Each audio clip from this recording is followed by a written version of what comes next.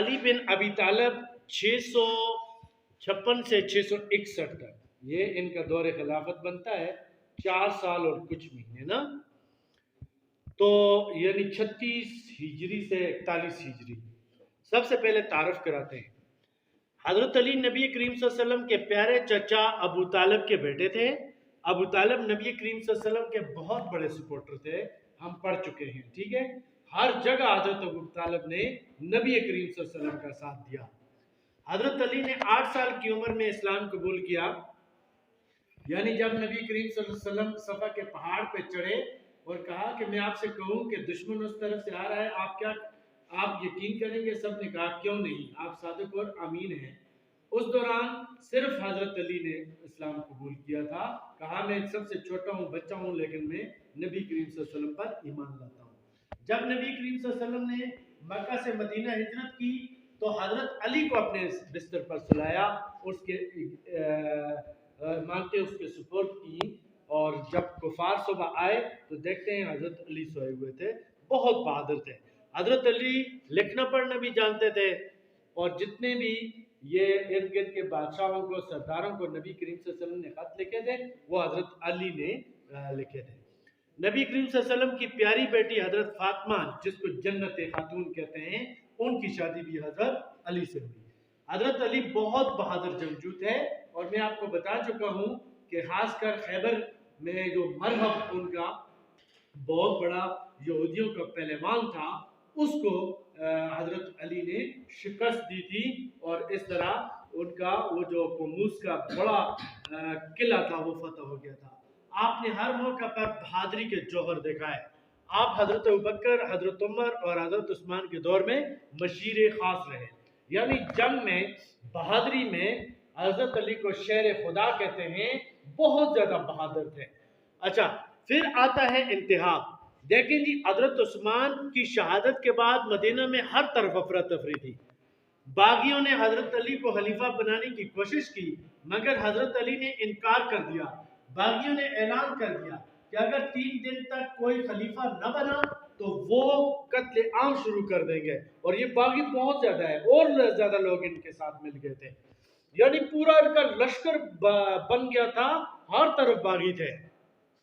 بعض صحابہ کرام حضرت علی کے پاس آئے اور آپ کو خلافت کے لیے منایا، کہا کہ جی بہت گڑبڑ ہے، آپ مان جائیں، تو آپ نے حالات کے پیش نظر قبول کیا۔ اس طرح آپ چوتھے خلیفہ منتخب ہو گئے، سب نے آپ کی بیعت کی۔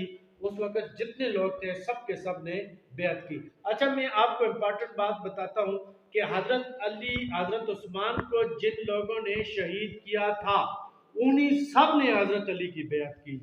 اس لیے بعض لوگ اعتراض بھی کرتے ہیں، لیکن حالات ایسے تھے کہ حضرت علی نے بادل ناواسطہ یعنی مجبوراً کہا کہ چلیں جی میں خلافت کو قبول کرتا ہوں۔ اب حضرت علی کی مشکلات آتی ہیں۔ جب حضرت علی خلیفہ منتخب ہو گئے تو آپ کو بڑی مشکلات درپیش تھی۔ ایک طرف حضرت عثمان کے قاتلوں کو سزا دینے کا مسئلہ تھا، ہر طرف سے انتقام کی آواز آ رہی تھی کہ حضرت عثمان جیسے معصوم خلیفہ کو شہید کیا گیا، اور کہا گیا کہ ان کا قصاص لیا جائے، بدلہ لیا جائے۔ لیکن حضرت علی نے فرمایا کہ مجھے تھوڑا سا سکون لینے دو، اس طرح نہیں ہوتا ہے کہ آپ کسی کو قتل کریں تو وہ آپ کو بھی اس کے رشتہ دار قتل، اس طرح نہیں ہے، باقاعدہ عدالت میں کیس چلتا ہے۔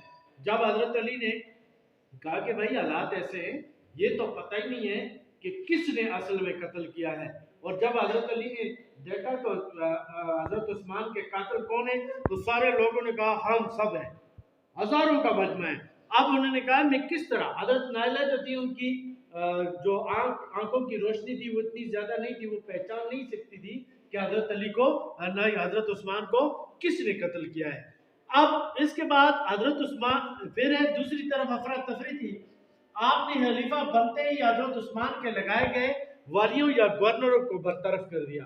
یہ حضرت علی کو صحابہ اکرام نے سمجھایا بھی کہ آپ فی الحال ان کو برطرف نہ کریں، لیکن حضرت علی نے سارے جو حضرت عثمان کے دور میں کام کر رہے تھے گورنر ہٹا دیے۔ صحابہ نے آپ کو روکا، مگر آپ نے سب کو معزول کر دیا۔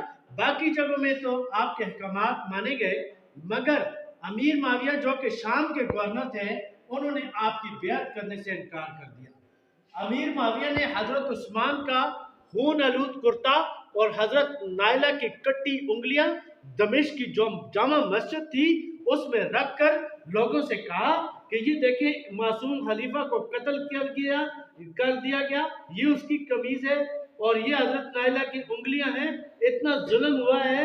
और अब उन्हीं बागियों ने हजरत अली को खलीफा बना दिया है। क्या हमारे ऊपर ये फर्ज नहीं है कि हम हजरत उस्मान के खून का बदला लें? तो सब ने कहा क्यों नहीं, हम सबसे पहले बदला लेंगे। सारे शाम वाले कहते हैं हर आंख अश्क बार हो गई और सब ने कहा जी हमारा जिंदा रहना फजूल है जब तक हजरत उस्मान की शहादत का बदला न लें। इस तरह हजरत जुबैर और हजरत तलहा जो थे, इन्होंने भी हजरत अली से कहा कि भाई पहले हजरत उस्मान के शहादत का बदला लें। तो हजरत अली ने फरमाया कि थोड़ा सुकून होने दें, मैं इनको जरूर सजा दूंगा। और ये हजरत जुबैर और तलहा जो थे, ये यहाँ से चले गए हजरत आयशा के पास और हजरत आयशा को हालात बताए कि इस तरह मासूम खलीफा को कत्ल कर दिया गया। कहते हैं हजरत आयशा को बहुत दुख हुआ और वो हजरत आयशा को साथ लेकर गए और इन्होंने क्या किया कि ये आगे बढ़ते हुए बसरा पर कब्जा कर लिया। हजरत जुबैर, तलहा और हजरत आयशा और सारी फौज गई बसरा पर। ये जो हजरत अली का गवर्नर था उसको शिकस्त देकर कब्जा कर लिया। जब हजरत अली को पता चला तो आप फौज लेकर बसरा रवाना हो गए। अब आगे आती है जंग जमल। जंग जमल कहते हैं ऊंट को। अब जमल ऊंट को कहते हैं क्योंकि हजरत आयशा ऊंटनी पर इस जंग में सवार थी, इसलिए इस जंग को जंग जमल कहा जाता है। हजरत आयशा और दूसरे लोगों ने हजरत अली के गवर्नर उस्मान बिन हनीफ को शिकस्त देकर बसरा पर कब्जा कर लिया। एक तरफ हजरत अली की फौज थी, दूसरी तरफ हजरत आयशा की फौज। पहली बार इस्लामी फौजें आमने सामने आ गई। पहले तो बातचीत हुई। अब मैं आपको यहाँ पे एक स्टोरी सुनाता हूँ कि बातचीत ये हुई कि हजरत उस्मान का बदला लिया जाएगा। हजरत अली मान गए, सारी बातें तय हो गई, रात आ गई। अब रात को एक तरफ हजरत आयशा की फौज है, एक तरफ हजरत अली की फौज है। अब जाहिर है सुलह हो गई। अब बागियों ने सोचा अगर ये सुलह होती है तो हमारी तो मौत है। रात के वक्त इन्होंने क्या किया, हजरत आयशा की जो फौज थी उसके ऊपर हमला कर दिया। अंधेरा था, पता नहीं चला, तो ये समझे कि हजरत अली ने हमला कराया है। सुबह होते ही जंग शुरू हो गई। और ये जंग जब शुरू होती है तो क्या होता है कि हजरत अली तो बहुत बड़े जंगजू थे। अब इसमें मुसलमानों के सर को काट रहा है। और इस तरह ये जंग होते होते अब देखा कि जंग भाई खत्म नहीं हो रही है। हजरत अली ने कहा कि ये हजरत आयशा की जो ऊँटनी है इसकी टांगें काट दी जाए। और लोगों ने आगे बढ़ के उसकी जैसे ही टांगें काटी, ऊँटनी नीचे गिरी तो जंग खत्म हो गई।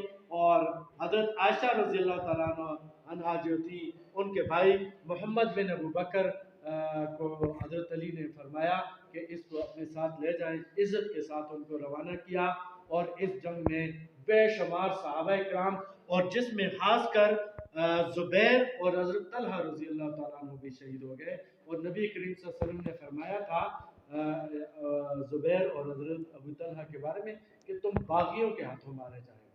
लेकिन जब हजरत अली के पास ये केस आया तो उन्होंने कहा बागी तो वो हैं जो इनको हमारे सामने लेकर आए, मैं तो मुंतखब खलीफा हूँ। बहरहाल ये शहीद हो गए। और इस जंग के बाद हजरत अली ने कूफा को अपना मरकज बनाया। तो ये पहला मौका है जंग जमल में कि एक तरफ भी मुसलमान और दूसरी तरफ भी मुसलमान, एक तरफ भी कलमा पढ़ने वाले, दूसरी तरफ भी कलमा पढ़ने वाले, एक तरफ से भी अल्लाह अकबर, दूसरी तरफ से भी अल्लाह अकबर। तो ये तारीख़ इस्लाम में ये आज मैंने आपको बताया। अगली जो जंग सफ़ेन आती है वो भी मुसलमानों के दरमियान होती है। ये बड़ी अफसोसनाक हिस्ट्री है। पहले देखें, हमने पढ़ा कि किस तरह मुसलमान जीते, अब यहाँ से हालात क्या बन रहे हैं। ठीक है जी, आज के लिए